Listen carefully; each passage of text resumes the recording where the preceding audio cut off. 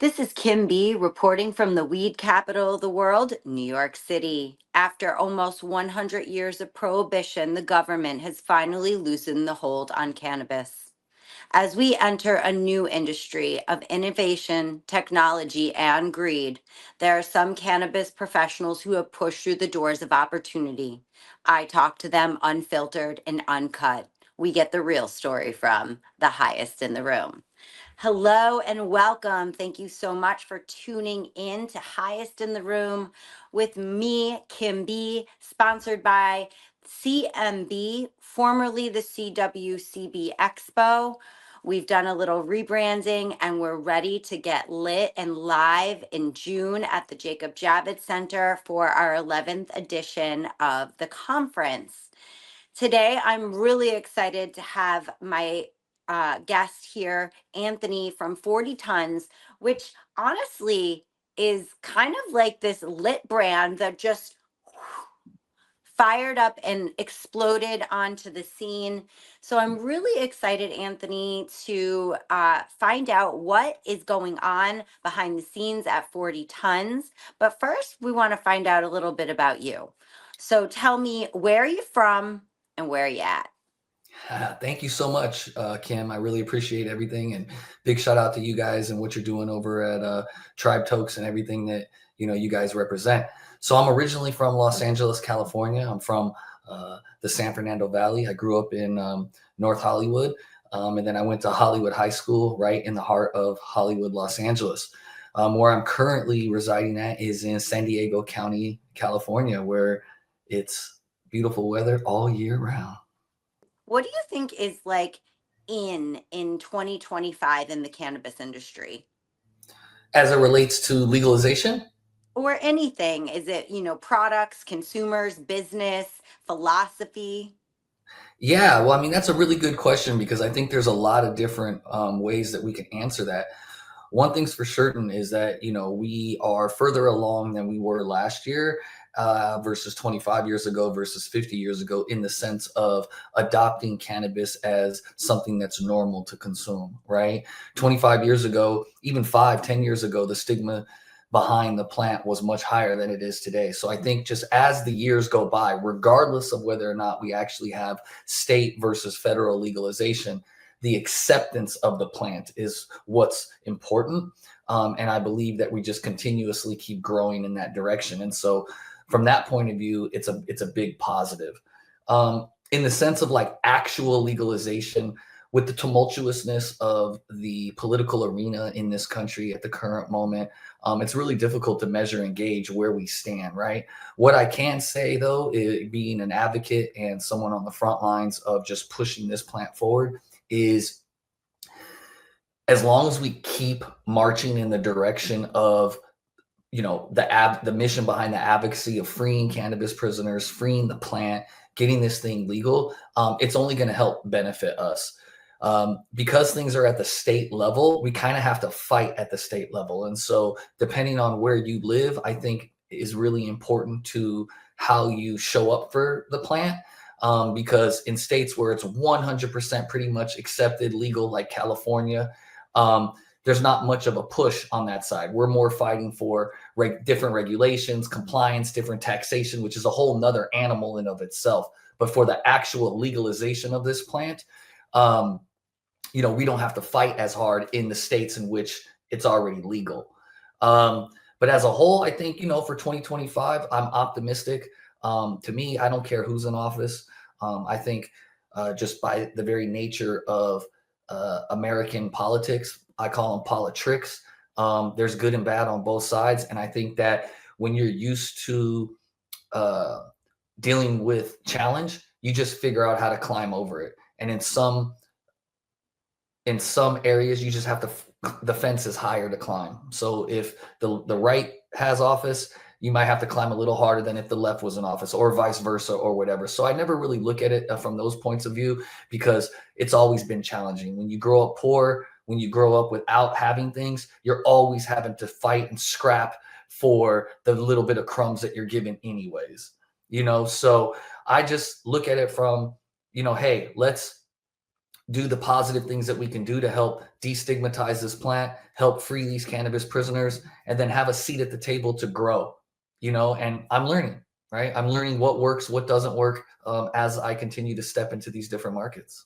Yeah, and it's there's each market is so individual. It's crazy how some things in on the Oh, East Coast are blowing up and it's like not even cute on the West Coast.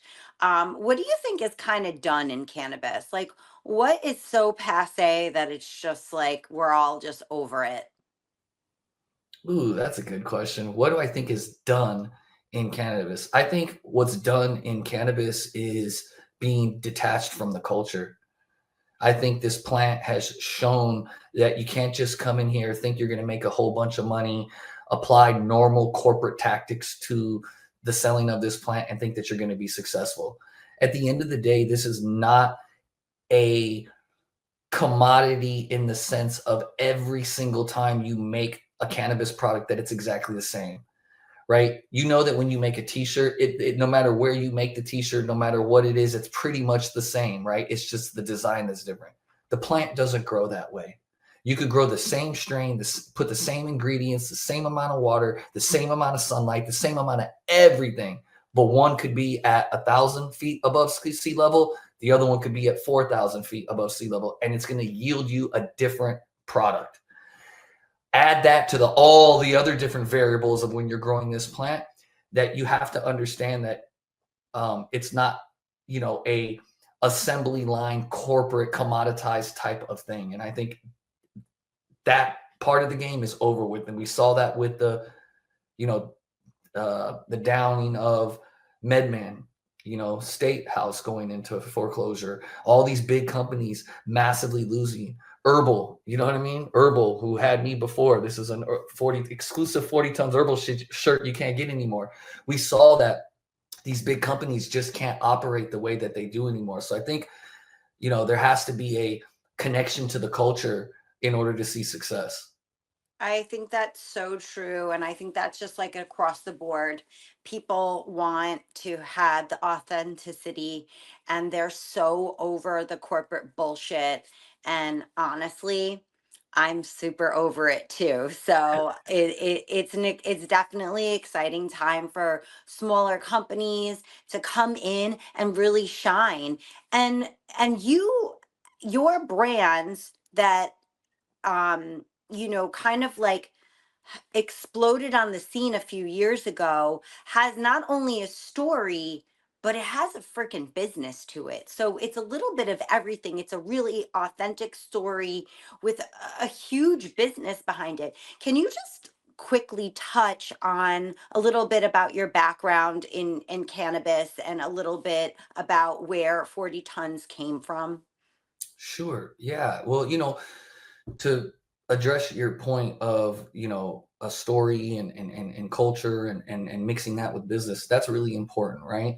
And so we feel that we've done, a decent job at doing that. And I think that story is really, really important. But in addition to story, you also have to have good business practices. You have to put good quality products together. You have to be able to present them right. You have to have good packaging. You have to have all these things. And I think when you can bring all of that together in a really good synergy is when you can have a really good brand.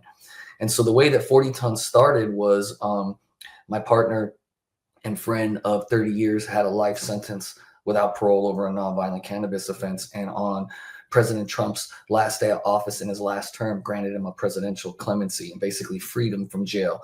The only way he could get out of jail was if the president of the United States released him. And that happened. And so because of that, that gave us a really big push. It gave our story a lot of power and a lot of impact. But then we also had to figure out, okay, that's great.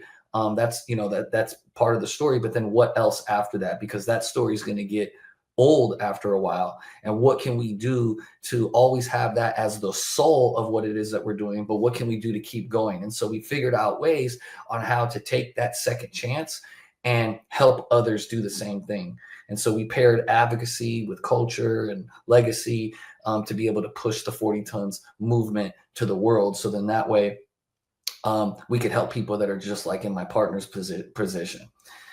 And so I've been selling cannabis, for 20 plus years. We were legacy folks. We sold the weed, we sold the plant, we sold like the Mexican compressed brick weed from back in the day, like the early 2000s to the, mid 2000s was when we were selling it. And so we've been around for, the culture for very long. Then unfortunately, a lot of people went to jail. We went to jail. And then we kind of got out of it because of that. And then fast forward, almost 15 to 20 years later, there's this opportunity for us to try to get, my partner out of prison. And so we built the brand to basically bring attention to his story, right? We didn't have a product, we didn't have a service. We just knew we had a mission, and the mission was 40 tons. And so 40 tons comes originally from the newspaper article read, California man sentenced to 40 tons of weed. And so we took that negative and turned it into a positive, 10, 15 years later. And so that's where 40 tons comes from. But more importantly, or not more importantly, but to add to that, for the number of 40 is just a very strong number in culture, especially in Black culture. My partner is African American, our CEO is African American, and many of the people that we advocate for who have unjust sentences are African American. And so 40 is a powerful number within that community, 40 acres and a mule. In addition, there was at the time 40,000 prisoners still locked up over the plant for nonviolent cannabis offenses. So the number 40 just kept popping out. And so we decided, you know what, let's call it 40 tons. Because then it has a real meaning behind it, as opposed to calling it like the name of him, Cannabis, right? Because then that you name it, Mike Smith Cannabis, Mike Smith can get old, but 40 tons won't, which is the story of Mike Smith, right? And so that's how 40 tons came into play. And there's a bunch of other like innuendos regarding the logo and how it came about that I can share, at another time. But long story short, there's meaning behind 40 tons, and we wanted to have that show up in our brand. It's actually brilliant marketing because it just kind of snuggles right into marketing, which, listen, you don't have a business unless you have money, and you can't get money unless people know about it, and that's where marketing comes from. So it's a brilliant name. It goes right into the story, but it also, let's face it, people want cool shit, and Yeah. it's a cool name, and it kind of just feels real G, and that's what people want. They want the G shit. Back in, like in 2018, it was like everybody wanted cookies, and that was like all it is. And guess what, now people want something different, and I feel like the authenticity of the story plus the name just kind of equals fire, and that's kind of like what people want in cannabis right now. They want, like, when they're really like going out there and purchasing, there's a few different like demographics. There's the older people that want something more medicinal, but then there's the group of people that are probably like 21 to 50 that are here for the fire, right? They've been buying weed from their plug for a long time, and so when they're transitioning from kind of leaving the streets and going into the legal stores, they still want to feel that plug feel. So I love the name, and I think it's so interesting. Now, you guys are in 3 different states right now. Cali, which is like your hood, New York, which is my hood, and then right in between, just rando out there, Minnesota. Mm-hmm. So tell us, like, what where did you get started with the brand? Why Minnesota? And tell us all about how you're doing in New York. Yeah, so California is where we're from, right? We're from Los Angeles, California. Los Angeles, or excuse me, California as a whole has just been a bloodbath for a lot of companies. We've gotten hit over the head so many times. We've had so many deals in this state that just, fell flat on their face. And it's been just an uphill challenge, but it's where we're from, right? And so we're always going to have a presence here, and we're always going to figure out how to make it work here.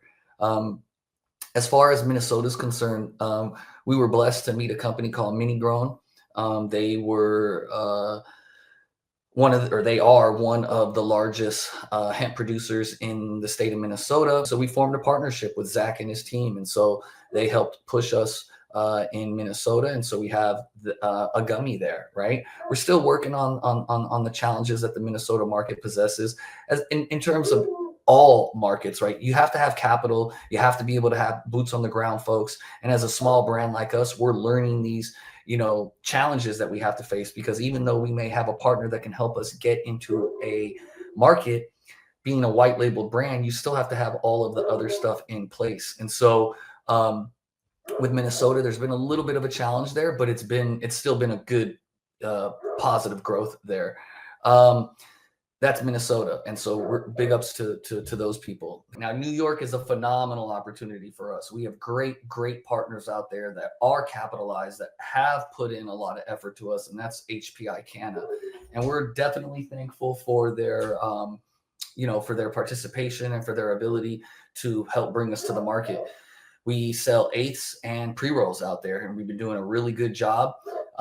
We're in almost 60 or 70 dispensaries out there, and we've sold top line revenue, 7 figures worth of weed over the last 12 months. Now, that doesn't mean we made 7 figures, but it definitely means that on the top line side of what we sold to retail, it's that amount. So we're going to continue to double down on that market.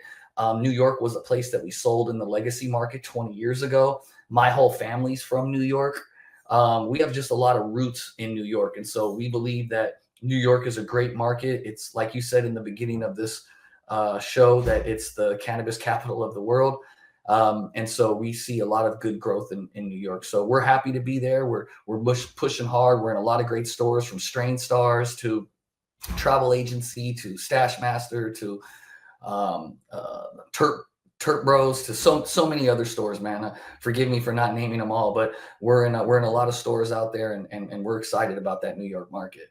The business is booming, and we get, new dispensaries coming online. It seems like every day. And Literally every week there's new dispensaries. every single day I'm like, another one open, another one open, another one open. And it's great to see. What do you think that the customer, it's a sophisticated customer, even though we went legal in 2021, took a few years to get, enact some of the legislation. We're still, dealing with a lot of bullshit. Our governing force hasn't done the best job, but they've got stores open and over $1 billion of sales. The customers, we've been smoking weed since the beginning of time, right? Like, it was always prohibition, but there was always people selling it, and there was weed always present, walking down the streets. So even though it's a new territory, a new market, it's sophisticated. What do you think customers are gravitating towards?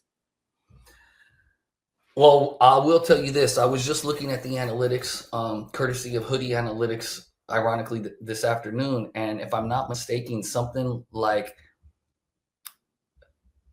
I think it's 60, could be 80% is inhalables in the state, right? So, I mean, they're focused still on flower, right? Or pre-rolls, or something to do with, inhaling. So, I see the customer, I see focusing on that particular customer when, when a large percentage of the overall number of a group of people is in one particular type of consumption method, then that's where we focus on, right? If transdermal patches are only 1% of the market, then why would I focus on that, right? I'm going to focus where the bigger part of the market is. But we're focused on flower. We're focused on getting the best quality flower that we can get in New York at the moment. New York still has a long way to go before it reaches Cali level quality. But we're doing the best that we can to get what we consider to be quality, at least for the state of New York. So we're going to keep it really real. I definitely have. You wouldn't smoke. We wouldn't smoke what we're. Let me rephrase it. If we had a choice, and it was a choice between what's grown in New York versus what's grown in Cali, we would choose what's grown in Cali all day, every day. There's a lot of people shitting on the New York weed market, and a lot of I was on the blacklist a couple weeks ago, and it was like shitting on New York.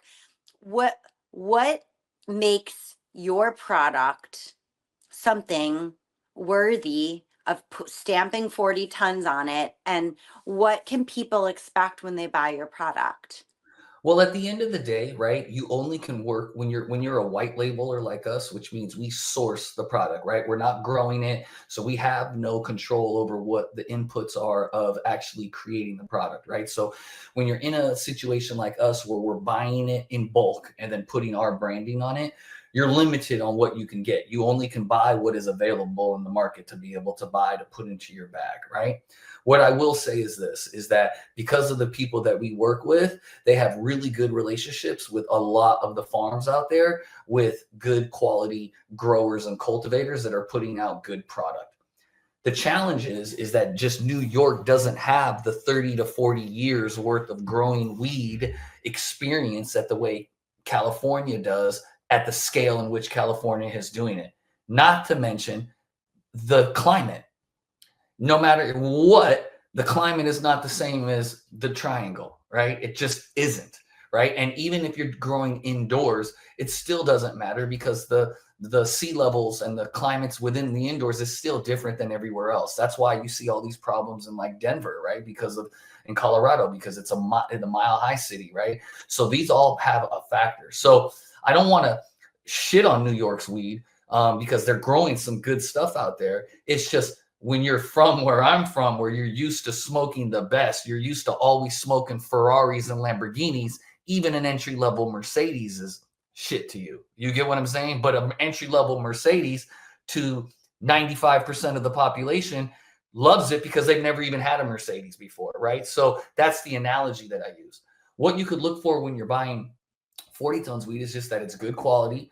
I rely heavily on my partners to select strains and to select products that are good quality because my partners are the ones that are sourcing and curating it for us, right? So at the end of the day, you can expect good quality flower at a competitive good price.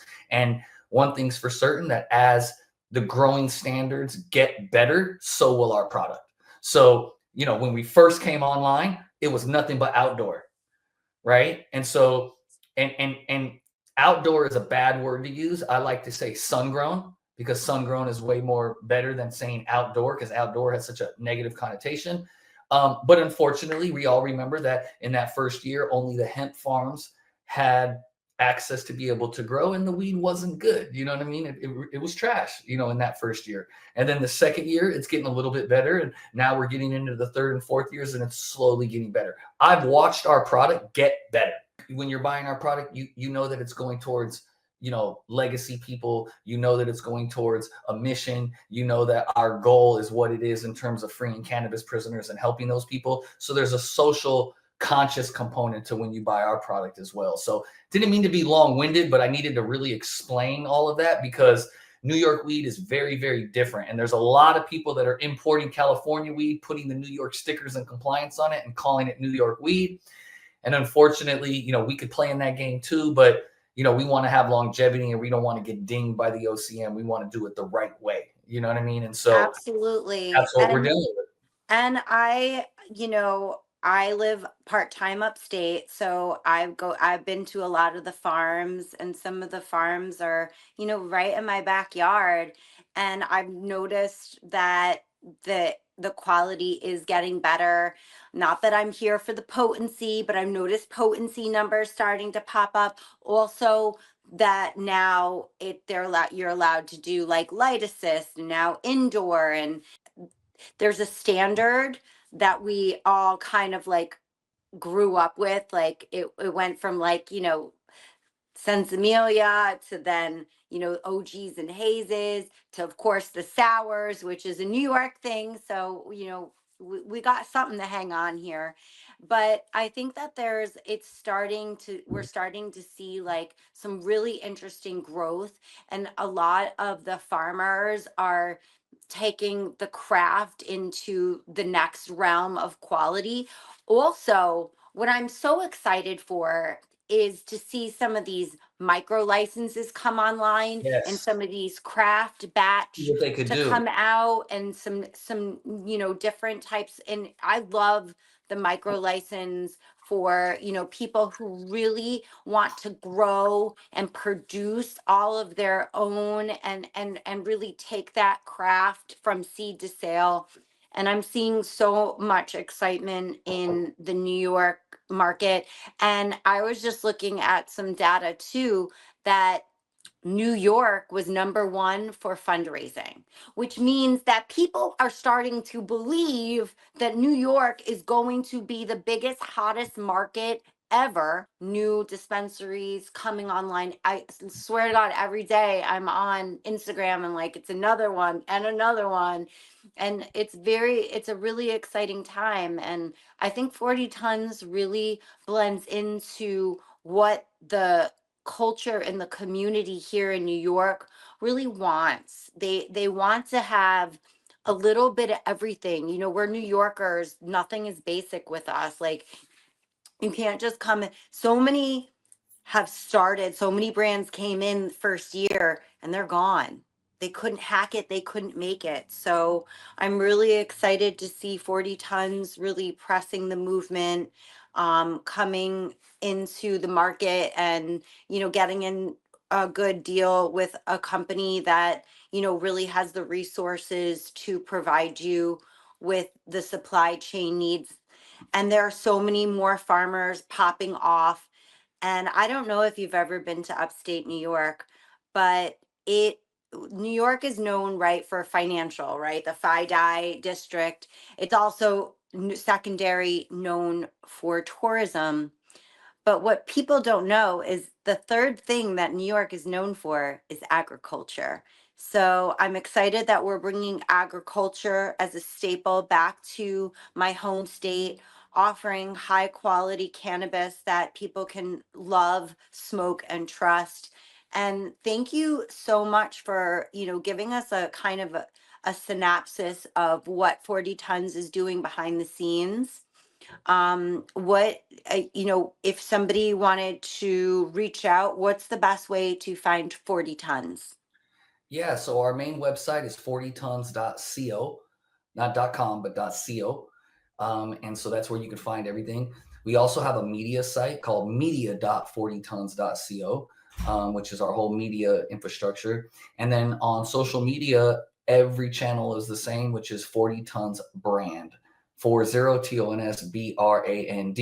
And you could send me an email at info at 40tons.co. And that's how you can get in contact with us. We would love to, you know, bring our brand to your state. We're open to licensing agreements. We're opening to bringing deals.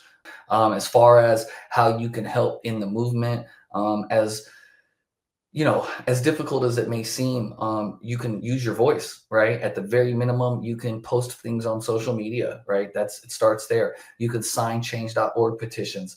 You can literally reach out to your local Congress people and push push the movement forward in various components and aspects, right? It starts there. You want to do it bigger, you can donate money, you can donate things, you can write a cannabis prisoner. You know what I mean? Writing a cannabis prisoner is so important because they're not forgotten at that point, right? You know, sometimes just getting a letter, hey, Kim, what's going on? This is Anthony with 40 Tons. Just wanted to let you know that, you know, we see you, we hear you, we're rooting for you. Hold your head up, Kim. You know what I mean? You're coming home soon, right? Just that note can literally make somebody's day, and it can prevent somebody from being violent, right? Because these places that we're in, from the low level all the way to the super, super high levels, they're all violent, just in various stages, right?